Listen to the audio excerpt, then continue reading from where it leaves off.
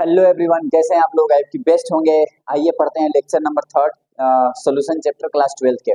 देखिए lecture number third में आपको पढ़ाने वाला हूं मैं जितने भी आपके मोलरिटी मोल फ्रैक्शन जो हैं, इनके जो फार्मूलाज है, पहले इनके फार्मूलाज लिखवाऊंगा एंड देन फार्मूला बताने के बाद उसके बाद इसके जितने भी इंपॉर्टेंट न्यूमेरिकल हैं जो बोर्ड में ऑलरेडी आ चुके हैं उनको बताने वाला हूँ इस लेक्चर में। तो पूरे लेक्चर ध्यान से देखिए और पूरे लेक्चर में बने रहिए, पूरा कॉन्सेप्ट भी क्लियर होगा। कोई भी न्यूमेरिकल आएगा ना, आप ऐसे सोल्व करेंगे, दिस इज माई गारंटी। लेकिन उससे पहले अगर आप इन सब चीज़ों में कंफ्यूज है ना, तो ये लेक्चर आपके लिए है। आइए स्टार्ट करते हैं। देखिए सोल्यूशन की बात करूँ तो इसमें सबसे पहले आज लेक्चर नंबर थर्ड हम लोग पढ़ने वाले हैं।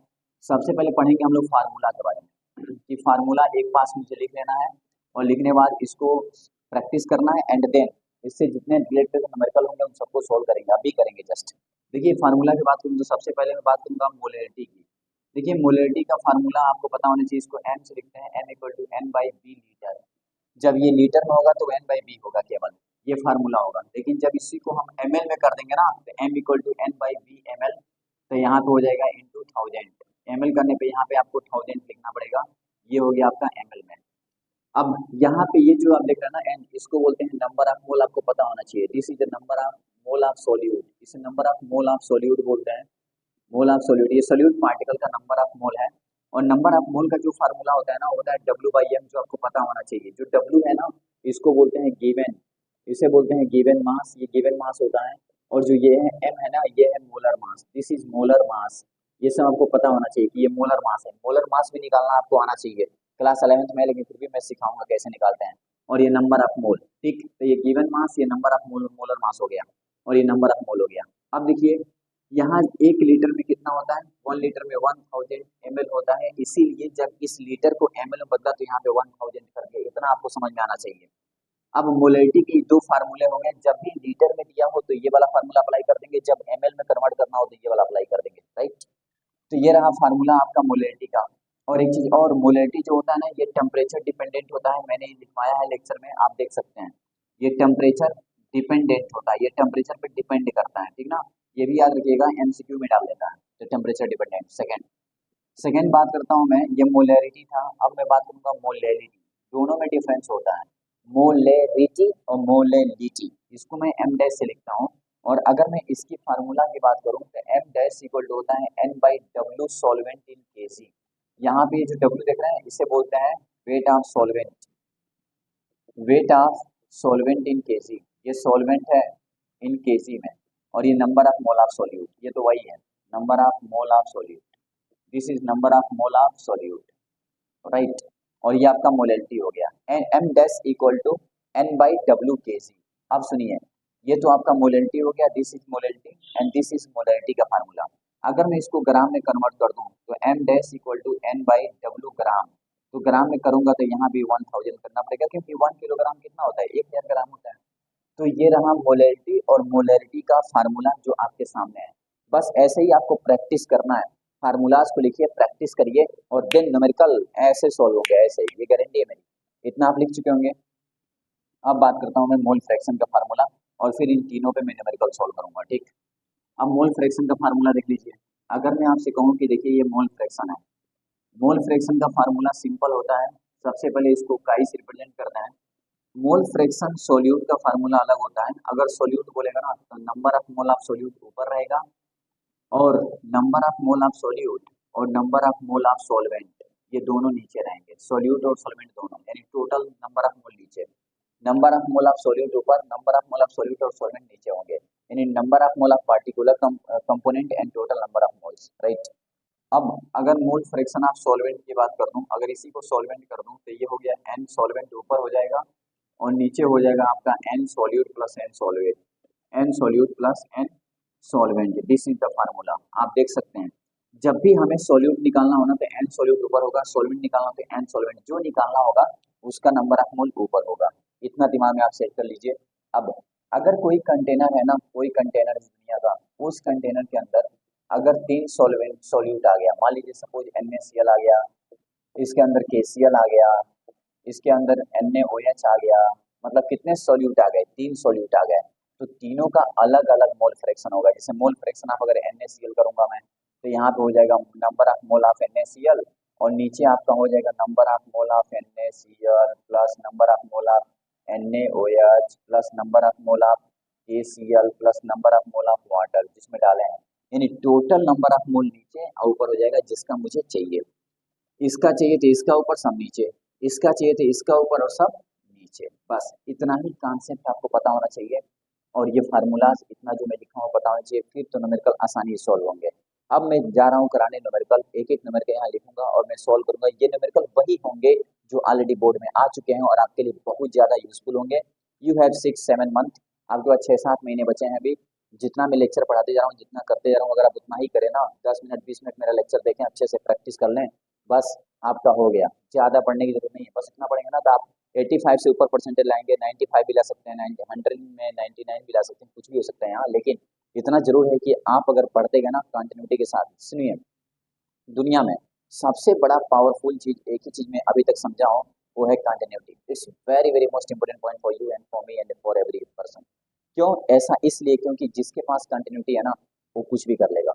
क्योंकि स्लो चलो लेकिन स्ट्रेट चलो और अच्छे से चलो, ठीक ना? आराम से चलो, आराम से करो, भले आपका थोड़ा टाइम लग सकता है, लेकिन जब सक्सेस मिलेगी ना भाई, मजा आ जाएगा। बस आई होप कि आप समझ रहे होंगे मेरे बातों को। और इतना ये फार्मूला था, अब मैं न्यूमेरिकल यहाँ लिखने जा रहा हूँ, इतना लिखिए। आइए अब बात करते हैं, फार्मूलाज तो बता दिया, अब न्यूमेरिकल पे चलते हैं। देखिए जो सबसे पहला न्यूमेरिकल है ना, मोलैरिटी पे करने वाले हैं हम। देखिए सबसे पहला क्वेश्चन आपके सामने, calculate molarity of pure water. पता है आपको? इस क्वेश्चन को हल्के में ना लीजिए, सीरियस में लीजिए। ये एमसीक्यूज में भी आते हैं, ये डायरेक्ट भी आते हैं, ठीक। उससे पहले मैं आपको बता दूं, ये जो क्वेश्चन दिख रहा है ना, ये आईआईटी वाईटी सब में आते हैं, आईआईटी हो गया, नीट हो गया, सब में आते हैं डायरेक्ट। ऐसा ही दे देता है, बताइए कितना होगा इसका आंसर? 55.65 लिखते हैं अपन, 55.5 या 5 या 6। अभी देखिए कैसे आएगा, ध्यान से देखिएगा। बोल रहा है कि calculate the molarity of pure water, मतलब जो प्योर वाटर ना भाई, उसकी मोलैरिटी पूछा है। तो सबसे पहले आपको वाटर का डेंसिटी में कहूँ, बताइए डेंसिटी ऑफ वाटर, सबसे पहले आपको पता होना चाहिए डेंसिटी ऑफ वाटर के बारे में। माय डियर स्टूडेंट, आपको बता दूं मैं, अगर डेंसिटी ऑफ वाटर की बात की जाए ना, तो इसकी डेंसिटी होती है 1000 किलोग्राम पर मीटर क्यूब, जो आपको पता होना चाहिए। डेंसिटी ऑफ वाटर 1000 किलोग्राम पर मीटर क्यूब, ठीक। तो ये तो आपका डेंसिटी हो गया। अगर इसको ग्राम में कन्वर्ट कर दूं तो 1000 था, इसको किलोग्राम ग्राम में बदलूं तो 1000 ग्राम हो गया। और नीचे डिवाइड कर दूं 1 मीटर में, आपको पता होना चाहिए 1 मीटर में 100 सेंटीमीटर होता है। तो बताइए अगर मैं इसका दोनों साइड से क्यूब कर दूं, इसका मैं दोनों साइड से क्यूब कर दूं, जैसे मैं क्यूब करूंगा तो यहाँ हो जाएगा 1 मीटर क्यूब, यहाँ हो जाएगा 10 की पावर 6, क्योंकि यहाँ पे, अबे भाई, यहाँ पे 1000 है तो 2 दूना 3, 6 जीरो हो जाएगा।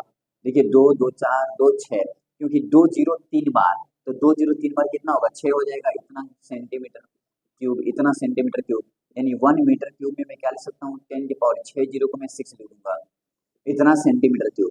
यानी 1 मीटर क्यूब को मैं लिख सकता हूँ 10 की पावर 6 सेंटीमीटर क्यूब। अब आप देख सकते हैं 10 की पावर 6 से 10 की पावर 6 कट गया है, यानी 1 ग्राम पर सेंटीमीटर क्यूब, ये आ गया आपका डेंसिटी। यानी डेंसिटी ऑफ जो वाटर होता है ना डियर, वो आपका 1000 किलोग्राम पर मीटर क्यूब होता है किलोग्राम में। लेकिन उसी को अगर ग्राम में बदल दें तो 1 ग्राम पर सेंटीमीटर क्यूब आप दोनों बोल सकते हैं, ठीक है।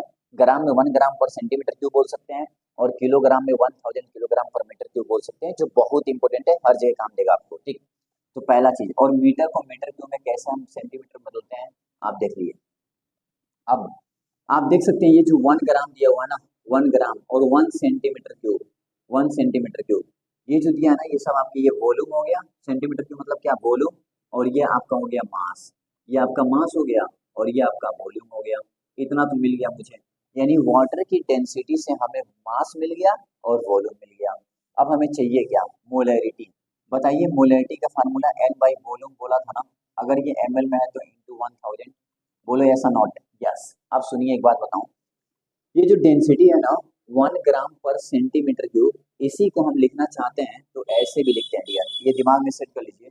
डेंसिटी इक्वल टू 1 ग्राम, और जो सेंटीमीटर क्यूब देख रहे हैं ना, इसी को हम ml में लिखते हैं। क्यों? एक मिनट इंक ले लूं, थोड़ा इंक, इंक ले लूं, एक मिनट। चलिए आप देख सकते हैं डेंसिटी जो है ना, ये ग्राम पर ml भी लिखते हैं। क्यों? क्योंकि आपको पता होना चाहिए 1 सेंटीमीटर क्यूब इक्वल टू होता है 1 ml। ये आप रख लीजिए, दिमाग में सेट कर लीजिए। पता है आपको, स्टूडेंट को ना यही प्रॉब्लम आती है न्यूमेरिकल में, ये सब पता ही नहीं रहता है। अगर ये सब पता नहीं है स्टूडेंट को तो फिर स्टूडेंट न्यूमेरिकल कैसे सोल्व करेगा, फिर इसको छोड़ देगा ना, डायरेक्ट छोड़ेगा ऑन द स्पॉट। तो आपको बताऊं 1 centimetre cube equal to 1 ml होता है, जो आपको रटना पड़ेगा, रख लीजिएगा। तो 1 सेंटीमीटर क्यूब, तो यहाँ 1 सेंटीमीटर क्यूब था ना, तो इसको मैं ml लिख दिया। यानी ये हो गया मास और ये हो गया वॉल्यूम। वॉल्यूम मिल गया 1 ml, यानी इसका मान मिल गया 1। कितना मिल गया? 1 मिल गया। और नंबर ऑफ मोल निकालना पड़ेगा, तो मास का यूज होगा। तो नंबर ऑफ मोल क्या होता है? W/m। W मतलब गिवन मास, कितना दिया बताइए? 1। और नीचे मोलर मास, बताइए मोलर मास किसका है? वाटर का। तो वाटर का मोलर मास कितना होता है? 18 होता है। पता होना चाहिए आपको, वाटर का मोलर मास 18। तो ये हो गया 18, यानी 1/18। मोलर मास 18 कैसे हुआ? तो हाइड्रोजन 2 बार है और ऑक्सीजन का भाई एक हाइड्रोजन पे 1 ग्राम, 1 AMU। तो 1 हाइड्रोजन पे 1 AMU, और ऑक्सीजन पे कितना होता है? 16। ऊपर वाले जोड़ दो, 16 और 117 118। तो आप देख सकते हैं 18 आ गया। ठीक है, आपको पता होना चाहिए। तो अब सुनिए, ये 1/18 ये आ गया नंबर ऑफ मोल, यानी इसका मान मिल गया 1/18 और इसका मान मिल गया 1। बस आंसर आ गया। तो 1/18 और 1 मतलब कुछ भी नहीं, इंटू 1000। अब बस यहाँ पे क्या आ गया? 1000 ऊपर आ गया, नीचे आ गया 18। अब इसी को डिवाइड करना है। तो क्या आप डिवाइड नहीं कर पाएंगे? क्लास 12th में है तो आसानी से डिवाइड कर लेंगे। और जब इसको डिवाइड करेंगे ना, तो आएगा 55.55। इतना आएगा एम। एम मतलब मोलर, इतना मोलर आएगा। यानी प्योर वाटर की जो मोलरिटी आएगी ना डियर, वो 55.55। इसको दिमाग में आप सेट कर लीजिए और ये प्रैक्टिस कर लीजिए जो मैं सिखाया आपको। रीजन ये कि ये बहुत इंपॉर्टेंट है मोलरिटी के केस में। देखिए फिर नेक्स्ट। तो अभी मैंने आपको मोलेरिटी पे क्वेश्चन बताया कि आपको कैसे सोल्व करना है। यानी आपको वॉल्यूम पता था और मास भी मालूम चल गया, नंबर ऑफ मोल आ गया, वहां पर रख दिया, फिर सोल्व किया, आंसर आ गया। यानी मोलेरिटी में जितने भी क्वेश्चंस होंगे ना, उसमें क्या पता होना चाहिए? आपको वॉल्यूम पता होना चाहिए और नंबर ऑफ मोल वहां पुट करिए, आंसर आ गया मोलेरिटी। ठीक है, अब सुनिए इसके जस्ट बाद अब बात करता हूँ मैं मोलेरिटी पे। आपको मैं बता दूं, जितने भी लेक्चर पढ़ाऊंगा उसमें एक सीक्वेंस होगा और सीक्वेंस वाइज ही आपको पढ़ते चले जाना होगा। अगर आप पढ़ते चले गए पूरे लेक्चर में, पूरा कॉन्सेप्ट क्लियर होगा, सब कुछ आप कर लेंगे, ये मेरी गारंटी है। अब सुनिए, मैं आपको मोलरिटी पे एक बता दिया न्यूमेरिकल, अब मैं मोलरिटी बता दे रहा हूँ, फिर मोल फ्रैक्शन पे एक न्यूमेरिकल बता दे रहा हूँ, एंड देन इतना बताने के बाद उसके बाद नेक्स्ट लेक्चर आएगा थ्योरी वाला। ऐसे करके मैं थ्योरी, फिर एक एक न्यूमेरिकल, थ्योरी पढ़ा दूंगा। एंड देन जब पूरा खत्म हो जाएगा उसके बाद एनसीईआरटी का पूरा न्यूमेरिकल कराऊंगा पूरे के बेसिस पे। एनसीईआरटी खत्म होने के बाद उसके बाद जितने भी बोर्ड में ऑलरेडी क्वेश्चन आ चुके हैं उसको ऑलरेडी मैं यहाँ पे कराऊंगा। एंड देन उसके बाद से PYQ, 5 6 7 साल का PYQ, जितने इंपॉर्टेंट क्वेश्चन है वो सब इसमें करा दूंगा। आपका पूरा ये चैप्टर तैयार हो जाएगा, ये गारंटी है मेरी। ठीक है, चलिए स्टार्ट करते हैं क्वेश्चन ये, फिर इसका मोल फ्रैक्शन, फिर ये वीडियो, फिर नेक्स्ट वीडियो कल। ठीक है ना? आप देखिए इसमें क्या बोल रहा है। इसमें बोल रहा है कैलकुलेट द मोलेरिटी। बस थोड़ा पढ़िए, अच्छा पढ़िए, बेस्ट पढ़िए, उसको नोट बनाइए। Calculate the molarity of 2.5 gram of ethanoic acid. Ethanoic acid का फार्मूला है CH3CH2 in 75 gram of benzene. सबसे पहले जब भी आपको मोलेरिटी पता करना हो तो देखिए अमाउंट जो गिवन है वो कौन ज्यादा है कौन कम है। तो 2.5 ग्राम कम है और 75 ग्राम ज्यादा है। तो जो ज्यादा है वो सॉल्वेंट हो गया, ये आपका सॉल्वेंट हो गया।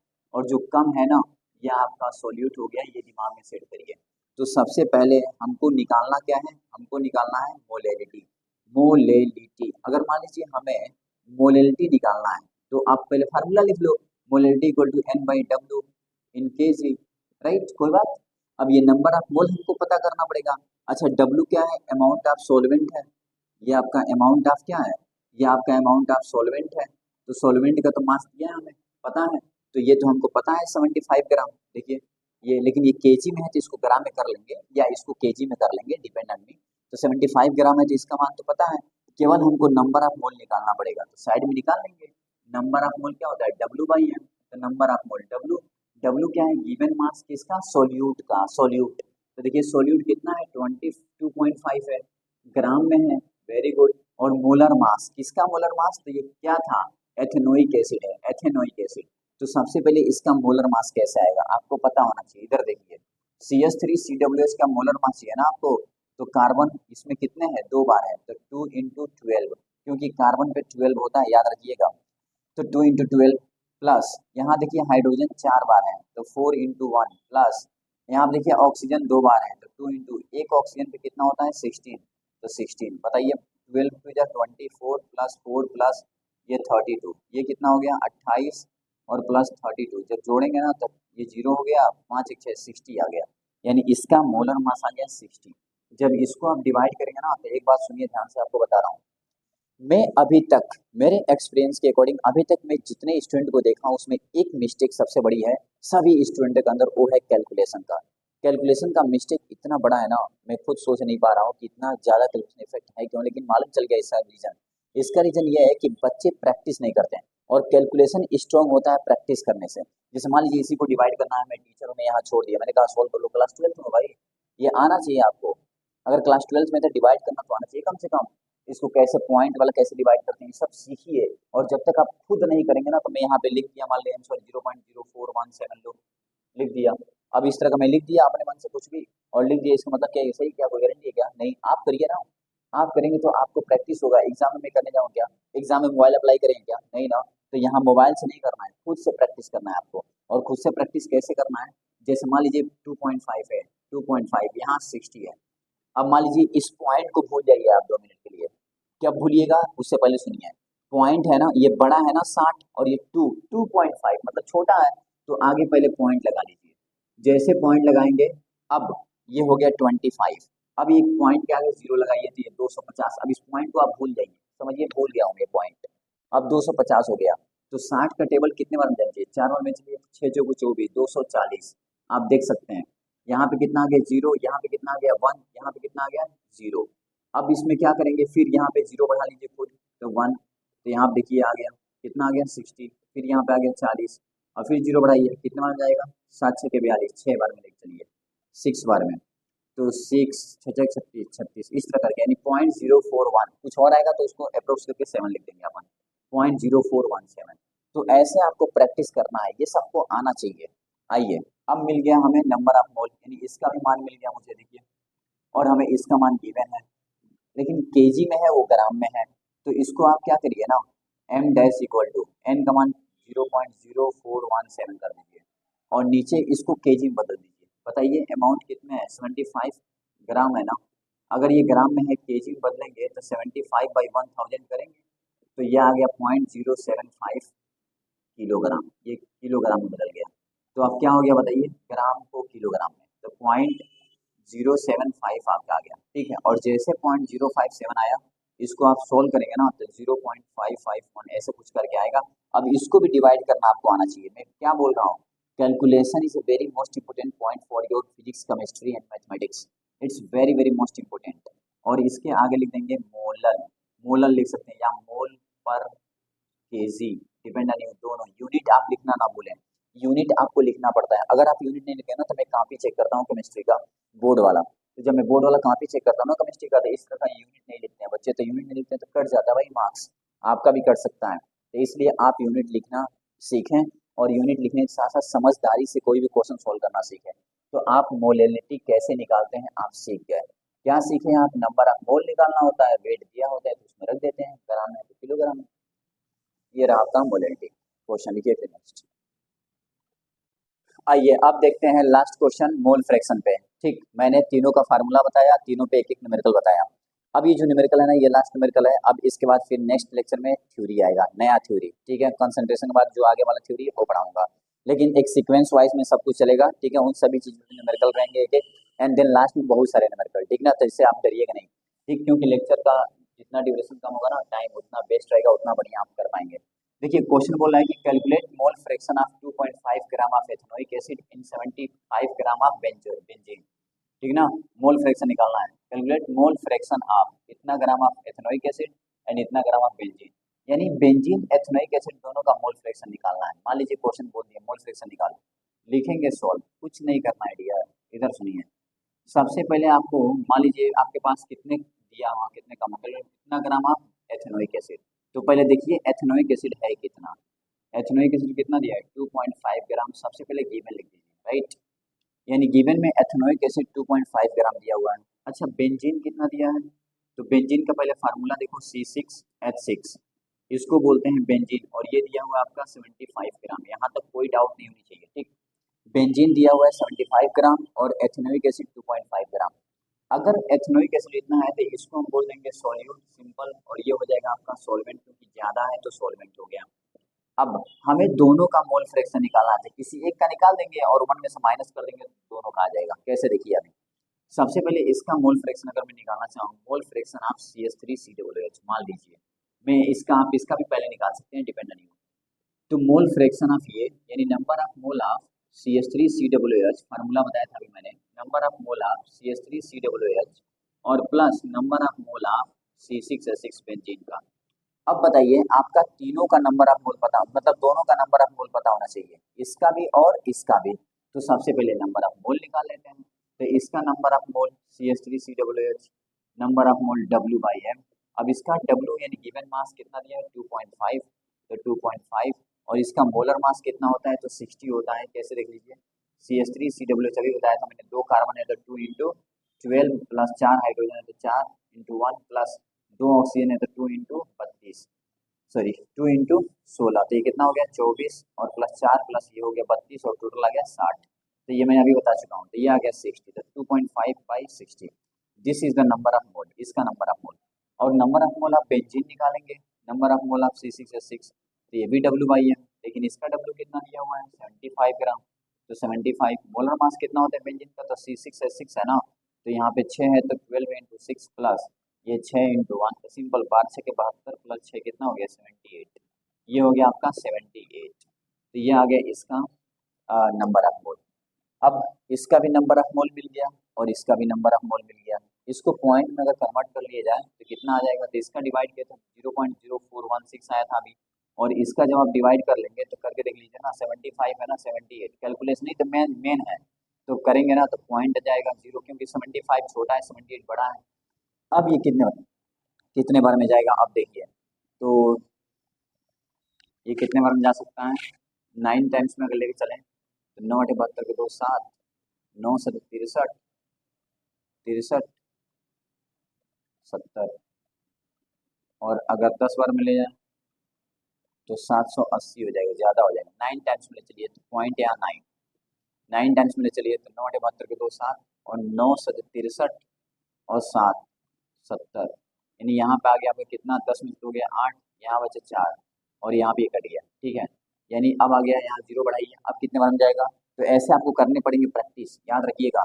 अब इसको डिवाइड करना है तो 7 6 के 42, 6 बार में अगर लेके चले तो 6 × 48 के 8 4 और 7 6 के 42 4 46, यानी 0.96 आएगा, यानी ये आ गया 0.96, कोई बात नहीं, ये 0.96 आ गया, ये 0.0416 आ गया। अब इन सभी वैल्यू को यहाँ पुट कर दीजिए, तो मोल फ्रैक्शन ऑफ CH3COOH, तो ऊपर आ गया 0.0416 और नीचे भी आ गया 0.0416 प्लस 0.96।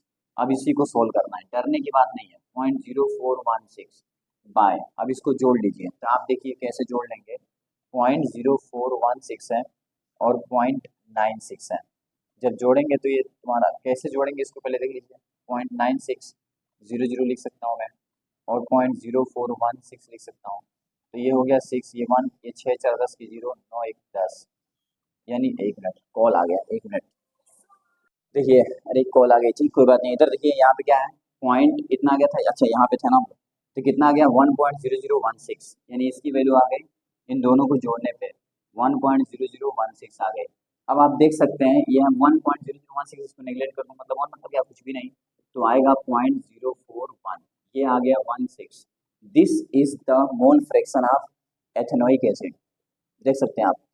और जैसे इसका मोल फ्रैक्शन आया, मान लीजिए अगर मुझे बेंजीन का भी चाहिए, तो मान लीजिए अगर मुझे निकालना है मोल फ्रैक्शन ऑफ C6H6, तो यहाँ 1 में से इसको माइनस कर दीजिए, बस इसको माइनस कर दीजिए, 0.0416 जितना भी आएगा वो आपका बेंजीन का हो जाएगा। तो ये रहा आपका आंसर, ऐसे क्वेश्चन को सॉल्व करना है, और ये रहा आपका आंसर, और ऐसे क्वेश्चन को आप सॉल्व करेंगे। आई होप कि मेरे पूरे न्यूमेरिकल और पूरे फार्मूला आप समझ चुके होंगे और आप इसको प्रैक्टिस भी कर लेंगे, आप सब कुछ कर सकते हैं, बस आप करिए, करना तो पड़ेगा ना।